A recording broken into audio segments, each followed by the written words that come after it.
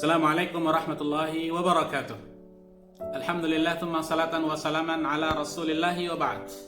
Ahlan syabab, ketemu lagi dengan saya Rijal Mahdi, dosen bahasa dan sastra Arab YN Syekh Nurjati Cirebon. Pada kesempatan kali ini kita akan melanjutkan pembahasan terjemah ya. Sebelumnya kita sudah membahas beberapa kendala 1 sampai 6 kendala di dalam penerjemahan dari teks bahasa Arab ke dalam bahasa Indonesia atau dari bahasa Indonesia ke dalam bahasa Arab. Pada saat ini kita akan membahas secara teknis ya, secara teknis penerjemahan dari bahasa sumber ke dalam bahasa sasaran. Baik, tentunya ketika seorang penerjemah ya dalam melakukan penerjemahan sebuah teks, tentunya dia punya cara sendiri-sendiri, cara masing-masing untuk menerjemahkan. Tapi kali ini saya akan berbagi kepada antum dan antuna tentang cara saya menerjemahkan beberapa teks dari bahasa Indonesia ke dalam bahasa Arab atau di dalam bahasa Arab ke dalam bahasa Indonesia. Cara yang pertama ya, ini adalah pembahasan teknis kawan-kawan. Dari berbagai referensi juga kita kumpulkan dan pengalaman-pengalaman para muterjimin, orang-orang penerjemah begitu dalam menerjemahkan sebuah teks. Yang pertama itu adalah qira'atun nas marrat adidah ya. Qira'ah an-nas aktsar min marrah ya. Membaca teks yang akan diterjemahkan itu berulang kali ya. Jadi dibaca 1 kali ya, dibaca 2 kali, bahkan dibaca 3 kali ya dari teks yang akan kita terjemahkan itu ya. Jadi tidak hanya dibaca 1 kali ya kawan-kawan ya. Mungkin dalam pembacaan kita pertama kita belum bisa menangkap intisari dari teks yang akan kita terjemahkan ya. Kemudian kita baca lagi ya. Kemudian kita ulang lagi baca ya.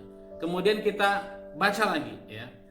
Jadi cara yang pertama itu adalah qira'atun nas aktsar min marrah. Kita baca teks yang akan kita terjemahkan itu berulang kali, bukan 1 kali ya.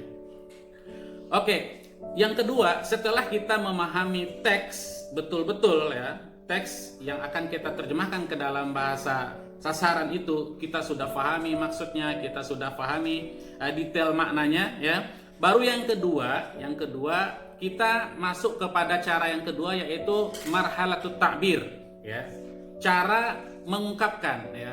Kita langsung ungkapkan, kita coba ungkapkan ya. Kita coba buat terjemahannya ya.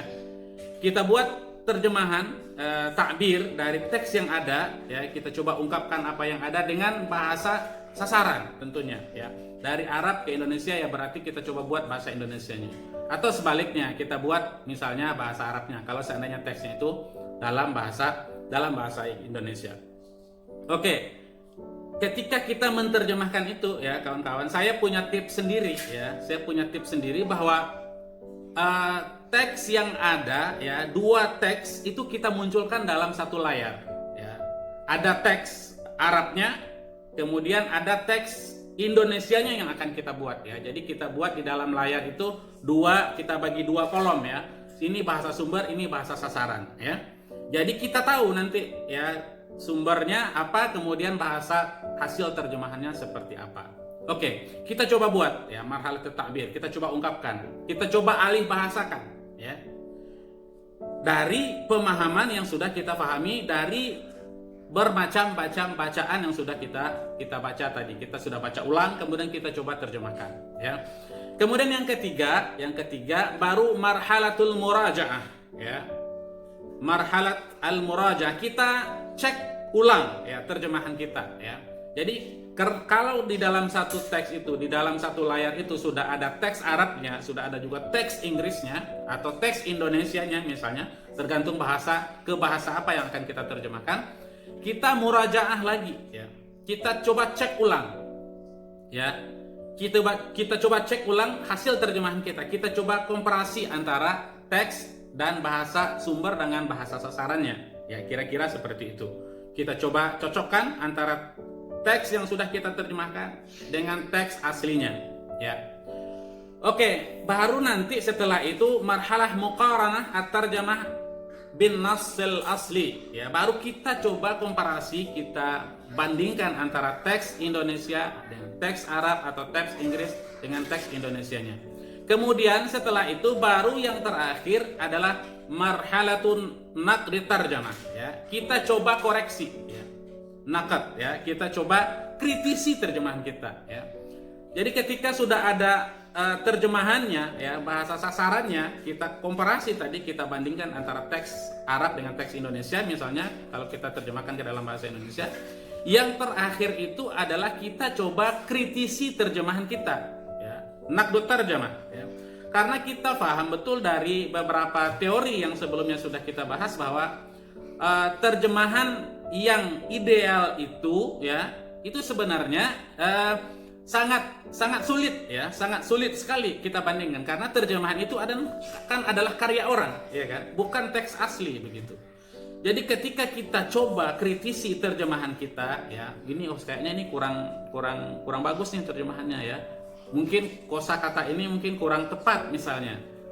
Kemudian kita coba cari lagi, ya, kita coba cari lagi kosakata yang mungkin pas begitu. Kemudian yang terakhir baru kita biarkan sebentar. Kalau saya biasanya, pengalaman saya, ketika menerjemahkan atau kita selesai menerjemahkan sebuah teks itu tidak langsung itu hasil akhirnya, ya.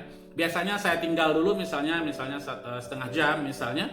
Kemudian nanti baru kita baca ulang, ya, terjemahan akhirnya itu kita baca ulang lagi. Kemudian kita lihat apakah pesan yang ada di dalam teks bahasa sumber itu sudah terangkum semuanya di dalam bahasa sasaran begitu. Sudah tepatkah dari segi uslubnya, sudah bagus atau tidak, dari segi pemilihan katanya, kosakatanya sudah tepat atau belum, itu semuanya merujuk kepada kaidah-kaidah sebelumnya yang sudah kita bahas pada pembahasan dahulu.